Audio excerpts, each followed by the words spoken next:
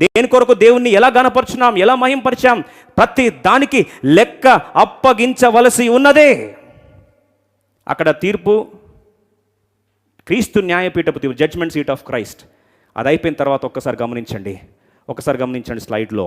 అది జరిగిన తర్వాత యేసు ప్రభువారితో పాటు 7 సంవత్సరాలు ముగించిన పిమ్మట బైబిల్లో క్రీస్తు ప్రభువారు ఆరోహణమవుతున్నప్పుడు శిష్యులందరూ దిగాలుగా అలా చూస్తూ ఉన్నారు, ఏంటయ్యా అని. అప్పుడు పరిశుద్ధాత్మ దేవుడు అక్కడ దూతల ద్వారా ప్రకటించబడిన మాట ఏం తెలుసా? మీరేంది ఇలా చూస్తున్నారు, ఏదో అద్భుతం జరిగినట్టు చూస్తున్నారు ఏంటి?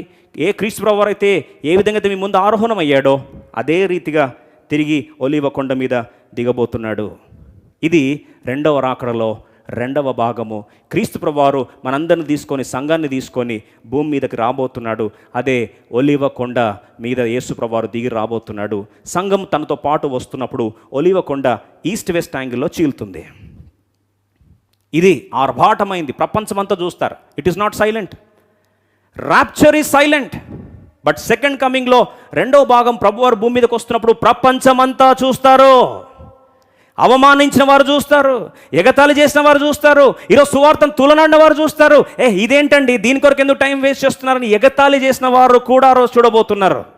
ఎప్పుడైతే క్రీస్తు ప్రభువారు ఆ యొక్క ఒలీవ కొండ మీదకి సంఘంతో పాటు దిగి వస్తాడో అక్కడ 7 సంవత్సరాల శ్రమల కాలం ముగించి అపవాది మన అనుచరులను దేవుడు బంధించి పాతాళంలోకి దేవుడు నెట్టివేసి బంధింపబడిన పిమ్మట, అర్మగిద్ద యుద్ధం జరిగిన పిమ్మట, అప్పుడు ఒకసారి స్లైడ్లో చూడండి, 1000 ఏండ్ల సుపరిపాలన, 1000 years ఆఫ్ మిలేనియల్ రూల్.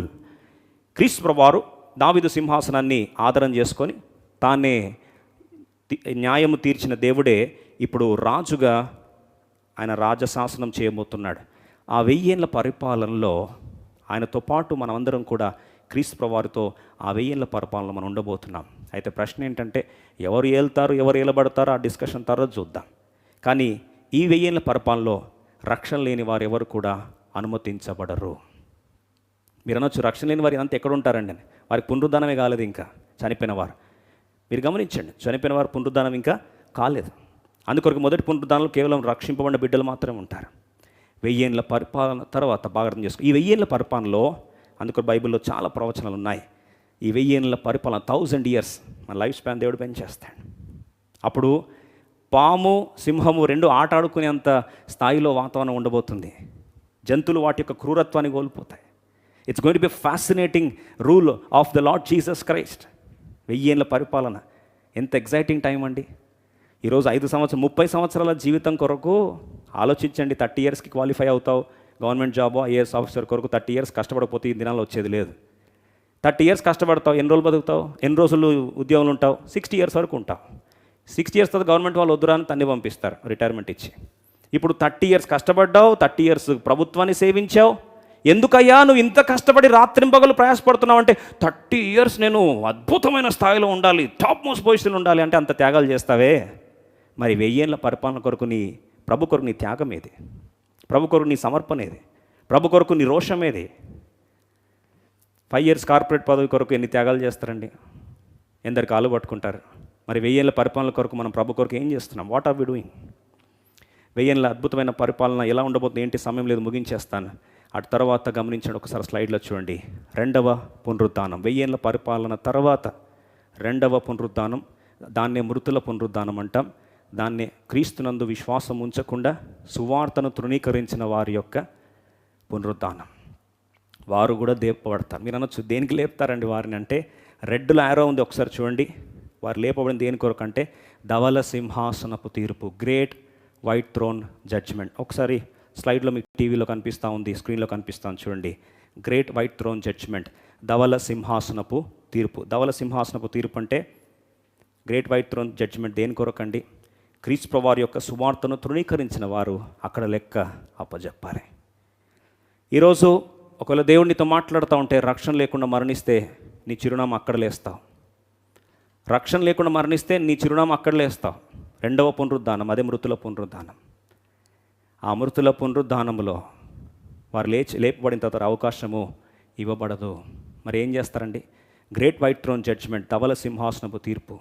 ఆ తీర్పు దేని కొరకు అంటే, సువార్తను తృణీకరించిన వారు అప్పగించబడి ఆ ప్రాంతం నుండి, తర్వాత ఒకసారి స్లైడ్ చూద్దాం, గ్రేట్ వైట్ థ్రోన్ జడ్జిమెంట్ అయిపోయిన వెంటనే నెక్స్ట్ చూడండి, కొనసాగిస్తున్న ఆ స్లైడ్ చూడండి.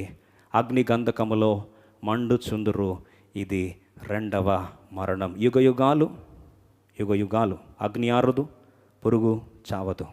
వేదన, యాతన, ఈ కలవరిశిలలో ప్రభువారు ఉచితంగా ఇచ్చిన రక్షణ తృణీకరించిన వారి పరిస్థితి యుగ యుగాలు అగ్నిగంధకములో మండుచుందురు, ఇది రెండవ మరణం. మరి తర్వాత మన పరిస్థితి ఏంటి? ఒకసారి నెక్స్ట్ స్లైడ్ చూస్తే అర్థమైపోతుంది. ఈ సందర్భంలో వారిని అగ్నికి అప్పగించబడిన తర్వాత భూమి ఆకాశము చుట్టజుట్టినట్టు దేవుడు తొలగించేసి నూతన ఆకాశము నూతన భూమి, ఈ సందర్భంలో పరలోకం, ఇంకో మాటలో నూతన యెరూషలేం, చిరస్థాయిగా మనం ప్రభుతో పాటు ఉంటాం. అదే మన నిత్య గమ్యస్థానం. ముగించక ముందు మాట అడుగుతున్నాను ప్రియ సోదరి సోదరుడా, దేవుడు ఇంత అవకాశం ఇచ్చింది దేని కొరకు తెలుసా?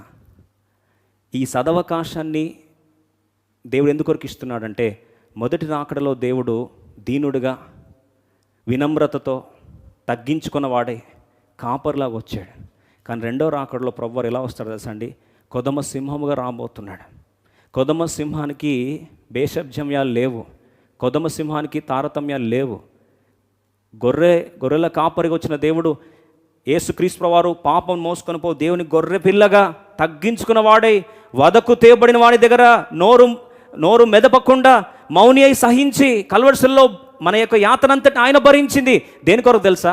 ఈ అగ్ని గంధకంలో మండుచుందురు, ఇది రెండవ మరణం అని ఏదైతే చెప్పాడో దానికి మనం అప్పగించబడకుండదని దేవుడు ఆ యాతనంతటిని ఆయన కల్వరిశిలలో భరించాడు. ప్రియ సోదరి సోదరుడా, ఈరోజు కృపచేత ప్రభు కార్యాన్ని చేసి ఈరోజు తిరిగి సమకూర్పు కార్యాన్ని ప్రభు నీ కొరకు దయచేస్తూ ఈరోజు అయ్యా కృపచేత రక్షణ వింటున్నాను, ఒక్కసారి అయ్యా నాకు ఈ యొక్క అవకాశాన్ని నేను తూలనాడొద్దు, దయచేసి నా పేరు జీవనం రాయని ఇప్పుడు ప్రార్థిస్తే